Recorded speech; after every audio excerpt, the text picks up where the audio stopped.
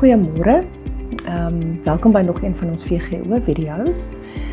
Ons gaan vandag net so klein bietjie recap op gehegtheid, of attachment waarin ons gepraat het.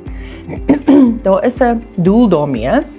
As julle nou wonder hoekom hamer ek so op attachment, want dit is baie belangrik.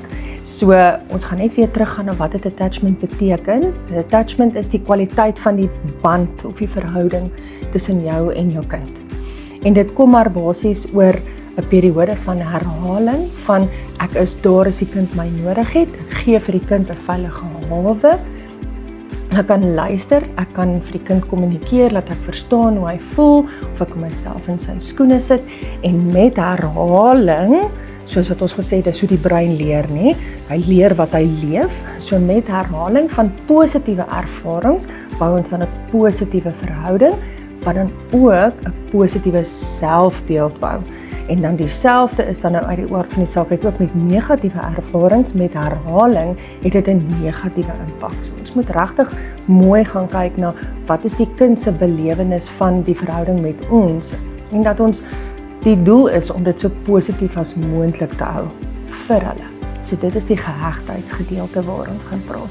Toe het ons ook gesels oor die konsep van mentalisering of mentalization, en ons het gesê, dit is my ability, ekskuus vir die Engels, dis my ability as ouer, om myself te verstaan, en hoe ek nou voel, en wat binne in my aangaan, en dan ook om te verstaan, waardeur gaan my kind nou? Kan ek myself in my kind se skoene sit en dink, hoe moet dit vir hom voel, of vir haar voel, op daai stadium? En dis baie belangrik, want 1, ons moet dit kan voel, en dan 2, ons moet dit vir hulle kan kommunikeer, laat ons wel onsself in hulle skoene kan sit. So dit bring ons by 'n gehegtheidskomponent, vir attachment, en wat attachment is, en hoekom dit belangrik is, en dan mentalization, wat deel vorm daarvan. So ek gaan julle gou na die bord toe vat, en dan gaan ons gou 'n driehoek teken. Goed, so, ons het nou gepraat oor gehegtheid, ons het gepraat oor mentalisering, en nou in ons volgende video gaan ons praat oor epistemiese vertroue.